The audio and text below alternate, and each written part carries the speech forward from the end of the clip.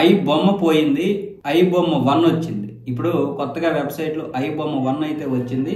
ఇది movie rules piracy site కు redirect అవుతుంది. మీరు దీన్ని ఓపెన్ చేయగానే, గూగుల్లోకి వెళ్ళి ఓపెన్ చేయగానే మీ ఈమెయిల్, పేరు, అలాగే అడ్రస్ లేకపోతే ఫోన్ నెంబర్ ఏదో ఒకటి అడుగుతుంది. కాబట్టి మీరు ఖచ్చితంగా ఇందులో గనక లాగిన్ అయ్యారంటే మాత్రం మీ యొక్క డేటా మాత్రం వాళ్ళ చేతిలోకి వెళ్ళిపోతుంది. ఇప్పటికే ఐ బొమ్మ రవి మనకి మంచి చేసాడని మనం అనుకోవచ్చు, కాదనలేదు. ఎందుకంటే సినిమా వాళ్ళు రేట్లు విపరీతంగా పెంచేశారు కాబట్టి అతన్ని సమర్థించాల్సి వస్తుంది. కానీ ఐ బొమ్మ రవి కూడా ఈ బెట్టింగ్ యాప్లు ప్రమోషన్ చేశాడు, వాళ్ళ దగ్గర కూడా డబ్బులు తీసుకున్నాడు.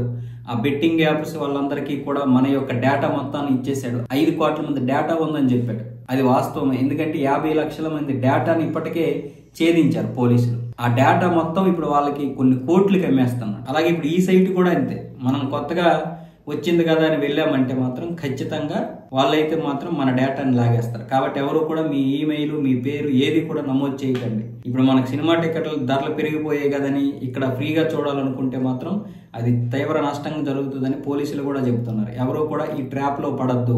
ఐ బొమ్మకి మిర్రర్ గా 65 సైట్లు ఉన్నాయంట, అందులో ఇదొకటి. అందుకే ఇప్పుడు పోలీసులు మూవీ రీల్స్ తో పాటు తమిళ వన్ అనే వెబ్సైట్లను కూడా ఇప్పుడు ఈ ఐ బొమ్మ లాగే బ్యాన్ చేయాలని చూస్తున్నారు. సినిమా వాళ్ళకి చాలా పెద్ద నష్టం ఐ బొమ్మ తర్వాత ఈ మూవీ రూల్స్, అలాగే తమిళ వన్, ఈ రెండింటితో కూడా సినిమాలు ఎక్కువగా చూస్తారు కదా, వాటి మీద కూడా ఇప్పుడు బ్యాన్ చేయడానికి ప్లాన్ చేస్తాం. అయితే ఇప్పటి వరకు ఇది రవి మంచి చేసాడా చెడ్డ చేసాడా మీరు పక్కన పెట్టండి. కానీ ఎవరు కూడా ఆన్లైన్ లో ఇక నుంచి లాగిన్ అవ్వద్దు. మీ డేటా మొత్తం వాళ్ళకి వెళ్ళిపోతుంది. కాబట్టి అది మనకే నష్టం.